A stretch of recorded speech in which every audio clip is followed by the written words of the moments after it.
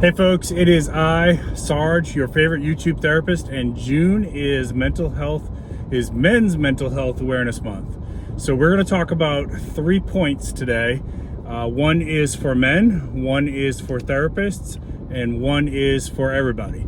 So first one is men. We need to be better about reaching out and letting people know what we need for help, right? So I know that when we're young, we're taught that, to suppress our feelings. It's just part of, culture in most parts of the world that men are supposed to suppress, or they're not really supposed to, but we're taught that to suppress our emotions, especially sadness and crying. And, you hear messages like, be a man, man up. What are you going to do when you grow up? You're going to act like a little baby. If you cry when you get into a fight in the playground, they call you a sissy or a wimp or whatever, right? So this is a message that we pick up on pretty early, and we learn really quickly how to suppress our feelings. We learn to turn sadness deep inside of us and bury it, and later on that might come out as anger, or worse, as rage, and that doesn't do us any good. And in fact, there's a lot of physical health consequences to suppressing your emotions. So we got to get better about this, guys. We got to be able to normalize that it's okay for us to be sad, and it's okay for us to be affected by things that are going on in our world, and that it's okay to ask for help, right? I see you out there, my brothers, and I care about you, and let's get this message out there. All right. Next one is for therapists. Therapists, listen to me. This is important, my fellow therapists, because I think a lot of people are missing this, and it's not taught correctly in schools.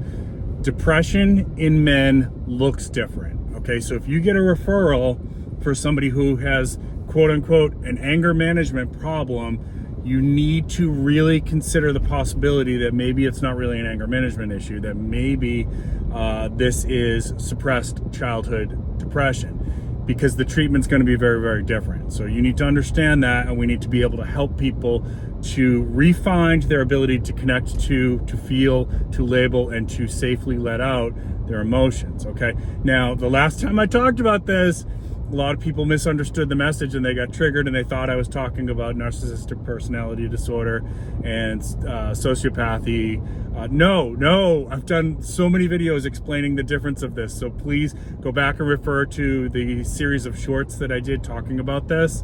Narcissistic personality disorder, antisocial personality disorder, they generally are not looking for help with managing their emotions. They may say that it is a form of manipulation, but if you're a good therapist, you're going to pick up on that pretty quickly. What I'm talking about is people who are coming to you and they're genuinely are saying, I don't know why I lose my temper, why I'm so irritable, why I'm so agitated, why I punched a hole in the wall, and I want to stop and I want to change this.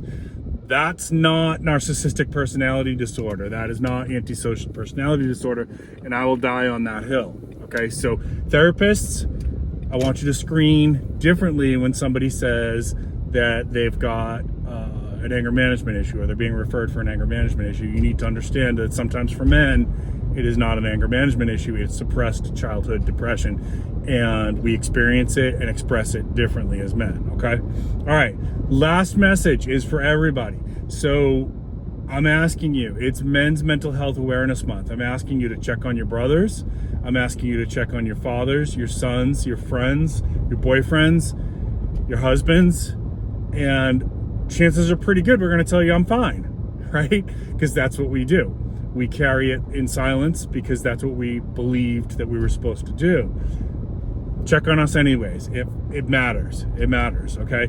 Because we know who cares. We can pick up on that, and you might create that safe window for somebody in your life that you care about, one of the men in your life that you care about, to say, I'm not fine. There's a lot bothering me, and I need somebody to talk to about this, okay? Folks, I hope you're having a good day. If you get anything of value out of this, please consider giving a thumbs up. Please consider sharing this out to other people, especially in the community, in the field, and take care of yourself, because your mental health matters.